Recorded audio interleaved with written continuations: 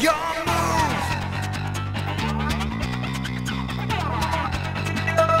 What is going on, you guys? Bashtian here, and today I'm coming at you with my Despia Albaz Strike deck profile for you guys. Now this, I firmly believe, is going to be probably the top tier 1, if not potential tier 0, tier 0.5 format that we're going to be seeing in the near future. It's going to be specifically based off of this one deck.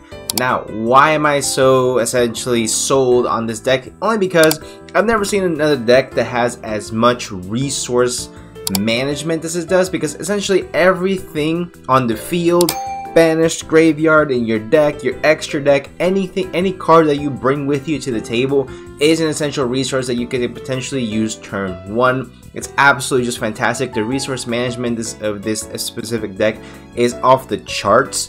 Being able to not only fusion summon with your cards, your opponent's cards, again, cards everywhere on the field, the cards that your opponent brings to the table that are still in his bag, in his trade binder, they are all available to you.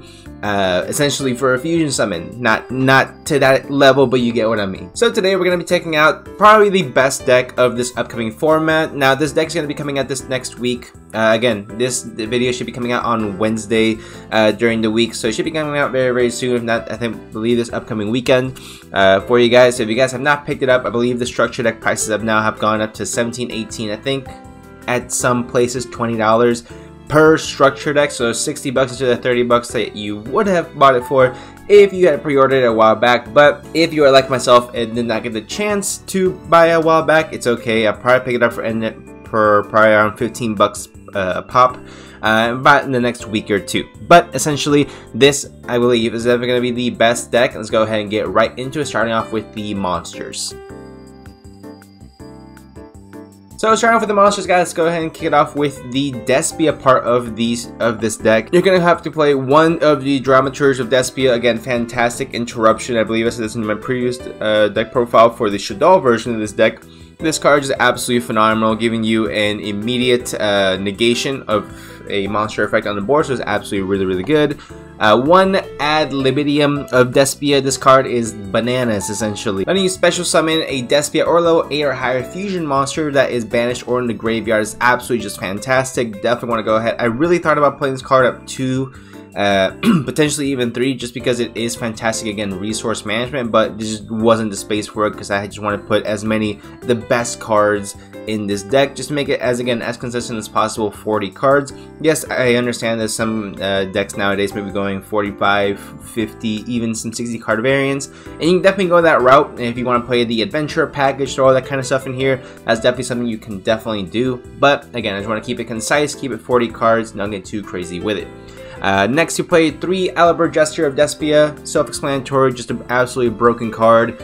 Double Despian Tragedy. Again, resource management with this deck is off the charts. If this card is sent to the graveyard or banished by a card effect, you can add a Despia monster from your deck to your hand, except Despian Tragedy, and then you can banish it from the graveyard to then target a branded spell trap in your graveyard and set it to your field. You can only use one of these effects once per turn. It's hard once per turn, but it still gets you 2 cards for the price of 1, and you're also sitting to the graveyard due to a card effect, most likely be due to a fusion summon, so it's absolutely fantastic as well.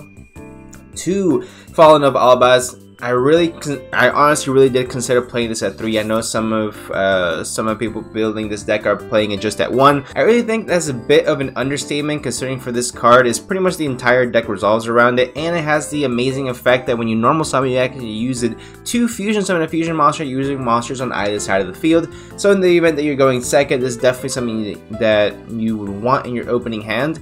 I would imagine potentially in games 2 or 3, if you are going second, you could potentially side in a third one just to make sure that you are able to get your fusion summon off. But that's just something that I personally think would be a really good idea, again, moving forward. Next, you're going to play 1 Spriggan's Kit. I personally really like this card, and I wish I could play more of it, but again, there's just no space in the deck. Spriggan's Kit is fantastic, so as long as you have a fusion monster that lists Fallen of Albaz as a material in your field or in your graveyard, so you could have already fusion summoned this card away, or it could be at turns 2, 3, 4, it could be already in the graveyard because it was sent there or whatever. You can activate this effect to add one of your branded spells and traps. that is banished or in your deck or graveyard back to your hand, and then place 1 card from your hand to the bottom of the deck. So it pretty much lets you add Branded Fusion for free, essentially. So I actually love this card. I really wish again I could play more of it, but we're trying to make it concise, trying to keep it as consistent as possible. Then you are going to play your 1 the Light Hex Seal Fusion, just because in any deck that you're able to play, not only just destroy Phoenix Enforcer, but then also summon Red Eyes Dark Dragoon on top of it, 2 of the most impactful fusion monsters of this past year, essentially, in the same turn, nonetheless, is absolutely broken. So the fact that you can go ahead and do that definitely merits the need to play the Hex Seal Fusion, just so you can go ahead and go into your Red Eyes Dark Dragoon. Next, since I do play the Phoenix Enforcer, we play the Celestial and the Dasher, respectively. Then these cards are not shown, unfortunately, in the, for some reason they're not loading. I've restarted my computer multiple times, they're just not loading. Edge Imp Chain, and then Fright for Patchwork down here as well, so I'll probably put some type of graphic around here somewhere.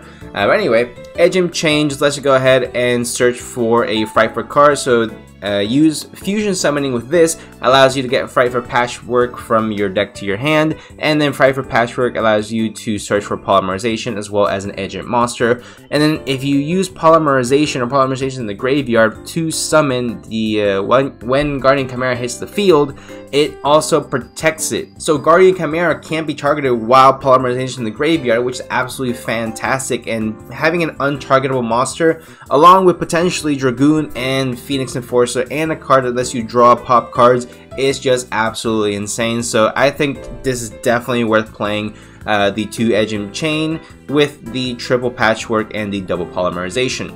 We also just did get a reprint for Polymerization for this specific artwork, which is why I'm so happy we finally get a rarity upgrade, as well as a reprint for the correct artwork for Polymerization, if I do say so myself. Next, for the hand traps, I play triple Lancia, triple Ash. Again, triple Ash is going to be the most staple hand trap in this upcoming format. It stops Branded Fusion, stops a whole bunch of cards, so definitely want to max out on Ash if you have it.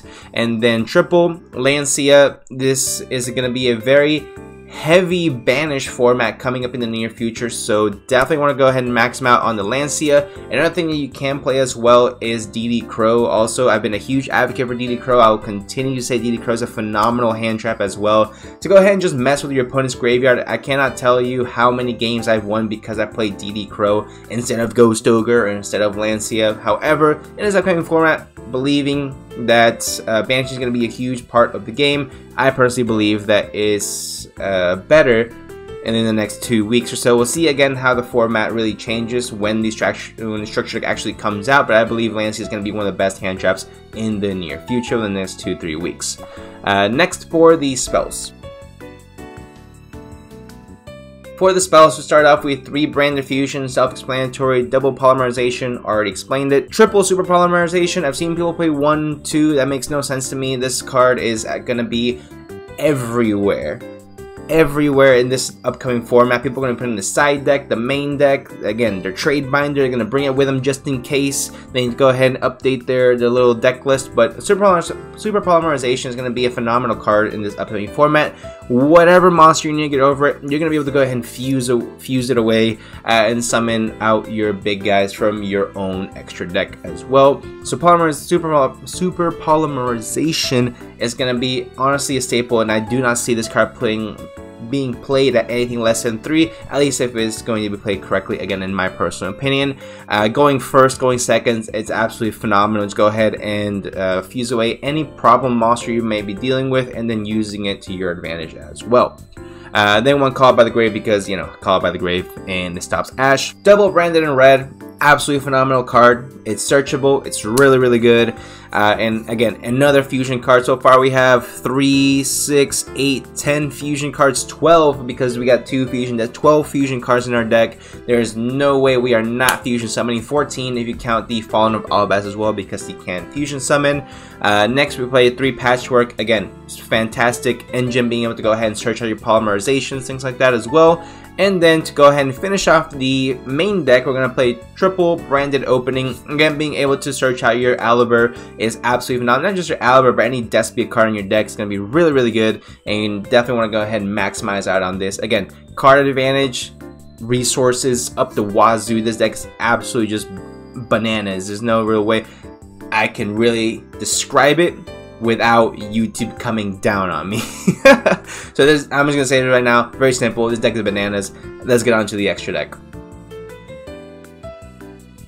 As far as the extra deck, guys, we got one Destroyer Phoenix Enforcer, self-explanatory. We got one Red Ash Dark Dragoon, self-explanatory. Then we got one Mara Jade. I want to play more than one, but I don't feel like I need more than one. So one Mara Jade should be fine. Again, one with Lubellion, again, we're also going to be fine. And then one Masquerade is a really, really good card. I've thought about playing more than one. I know some people play at 2 and 3, but essentially I just feel like there are better cards you can put into your extra deck. It's going to be a very tight extra deck. However, some people are going to mold it depending on what they specifically want to do. I primarily want to prioritize the Chimera play. But if you want to prioritize this, please go ahead and take out one Chimera and put the second Masquerade in, because you can easily go ahead and make either 2 Chimera or 2 Masquerade depending on what you're doing at that moment. So then you'll play one Titaniclad and the one Iron Dash. They're pretty much going to be your resource management as well, again, to get you more advantage moving forward. Not really ever going to be summoning out in the event that you do, then good for you. 2 Albion. You're gonna need one for your Red Ash Dark Dragoon play, and then one for your Mara Jade play. So that's pretty much the standard as far as that goes. You can't play at less than 2 because you are going to specifically need both of them for those plays. 2 Guardian Chimera. Again, Guardian Chimera is a phenomenal card. It pretty much doubled, almost tripled in price as well with the release of this deck coming up very, very soon, and it's honestly worth the price point. I would highly recommend anyone playing any type of fusion deck, whether that is this, Shaddoll, if you're playing Fluffles, whatever fusion deck comes to mind, definitely go ahead and pick up Chimera, Guardian Chimera if you have not done so already, as I do not see it getting a reprint anytime soon. Maybe in the Megatons, or maybe in some reprint set down the line, but not within the next 2 to 3, maybe 4 months. Next, one Starving Venom Fusion Dragon. Again, we play Super Polymerization. One Predator Plant Draco Stapelia. Again, for Super Polymerization. And the last 2 are going to be Despia Fusions. One, a Despian Quaritis. I think I said that correctly. Again, for when you're pushing for game, turn all your opponent's monsters attack to 0. And then the Despian Proskenion. Again, mess with your opponent's graveyard. You can either banish or special summon it to your side of the field. It's absolutely just phenomenal, and it's incredibly easy to summon as well. Again, if your opponent plays a light and dark deck, or if they're playing something like a Drytron and they have the Linkuriboh and one of their Drytrons on board, and you have a Despia monster, just Super Polymerization that shit away, and then you go ahead and summon this guy out, and then you're good to go as far as that goes. But so that is going to be it, guys, for my Albaz Despia deck profile. I really hope you guys did enjoy. Honestly, this deck looks like a lot of fun to actually play and pick up once the deck actually does come out, again, later on this week. So I'm super excited for it. We'll see how it goes from there. But again, let me know what you guys think in the comment section down below. How is this deck going to affect the meta? Is it going to be immediate tier 0, or is it going to take some time for people to actually figure it out? Again, let me know in the comment section down below. If you guys did enjoy, leave a like on the video, subscribe for more content. I have plenty more deck profiles coming up in the near future, so let me know what you guys want to see, and I'll go ahead and see you guys in the next one.